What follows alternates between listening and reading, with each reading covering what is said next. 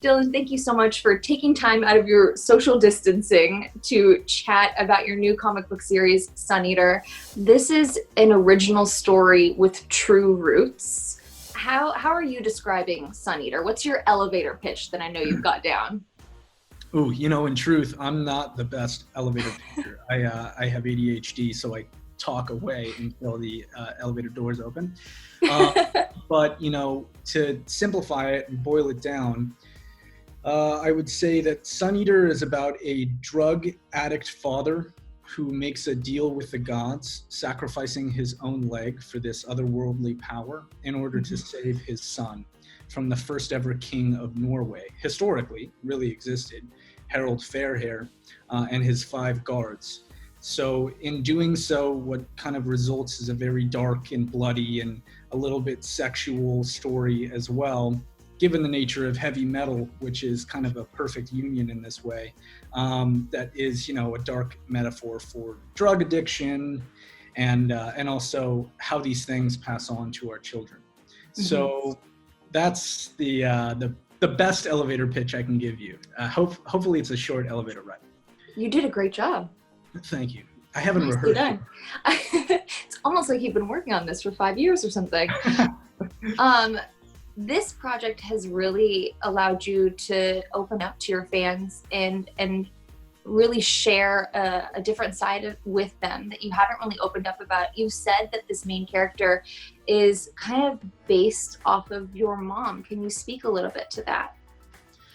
Yeah, and I won't go into too many details because I do feel like the story actually speaks for itself in a lot of these regards.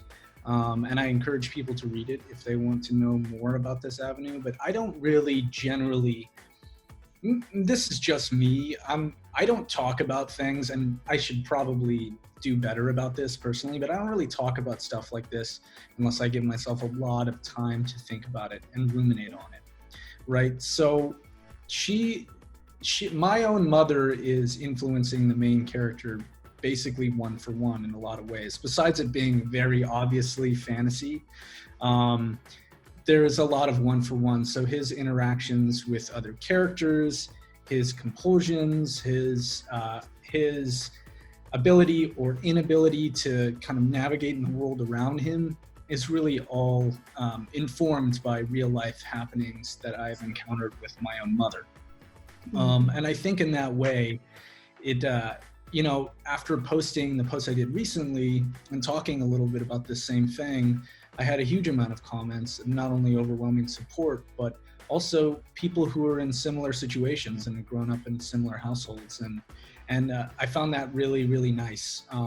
And what I hope for Sun Eater in general is that not only is it a story that's interesting and entertaining to people who like this kind of genre, but also that it's a little bit of a cautionary tale, and it's a little bit, it empathizes with people who were raised in similar situations, and that creates a dialogue between all of us to a degree. Yeah.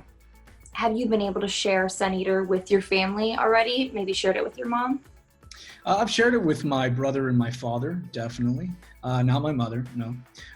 But, again, since I've been writing it for 5 years, I've been talking about it for quite some time.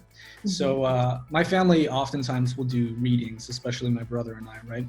So we've been doing readings of Sun Eater over the years, and as I've continued to get more artwork back and I've formulated a little more, a lot of the times these conversations that we have about the subject matter are what fuels the next episode or issue that I've been writing. So it's been a lot of talk and a lot of refining. Do you feel like Sun Eater put you in a dark place or helped you emerge from one, or was a little bit of both? That's a good question. I think it's definitely a little bit of both. I think in order to emerge out of it with a more objective and clear mindset, I needed to dive into it a little more. And I think I was afraid of doing that for a very long time before I started writing Sun Eater. I was kind of turning my eyes away from it so that I didn't have to deal with it or look it directly in the face. And when I did, and I gave myself a lot of time to formulate my thoughts on it, it helped me come to peace with a lot of it. And, I finished writing, for example, I finished revising, I should say, the final episode last week. So I'm still writing it, and I still have changes and new things that I come to. If it was up to me, I'd probably be writing it the rest of my life. I just also know that it needs to get out there at some point or another. I am so thrilled and excited about this new project for you, because you've been working on this for more than 5 years now. Why a comic book? Why have this be your next avenue in your career? Well, yeah, thank you. It's interesting. I started writing this 5 years ago because I was kind of in a place mentally where I felt like I needed to get some sort of story out for myself to better understand the scenario that was happening. And so I started writing something that I just knew I loved, which was fantasy genre, and I thought that I could kind of place the setting around the idea in an interesting way. So I started writing it like that, but I actually intended it to be live action.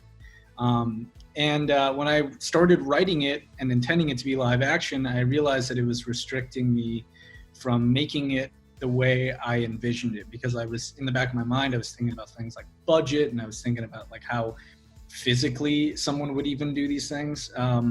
So I actually just changed gears completely, and I ended up writing it for comics and for animation. And I found that my thoughts were much more free-flowing at that point. I was able to do things I wasn't able to do before, and furthermore, I felt like I was able to more accurately represent, in a weird way, what I was hoping to get across with the content. When you take a step back and you look at it as a whole, which would you feel, has it been more challenging, more rewarding? Like, how are you feeling about it as it's about to come out to the world?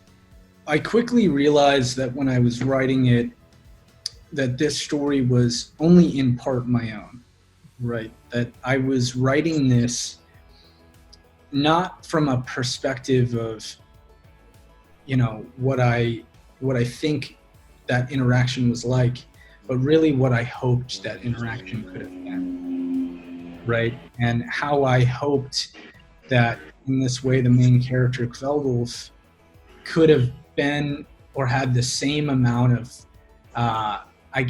dexterity and follow through with their ideals that my mother didn't have. So I think it has been challenging, yes, but it's very cathartic. Yeah. And the only thing that I really hope is that when people read this, and if they want to support, which I hope that they do, and they click the link after this and they end up buying an issue or getting the set, I hope that they read it, and they read it for what it is, which is a personal story that hopefully extends a little greater than that. Mm-hmm. That it's cautionary, and that it says something about that style of writing. It says something about that experience, and they take away something from it. And if they don't, that's okay, because I still was able to get it out and hopefully grow from the story. And that's really all I hope for it. So all in all, I think that it has been less challenging, more rewarding.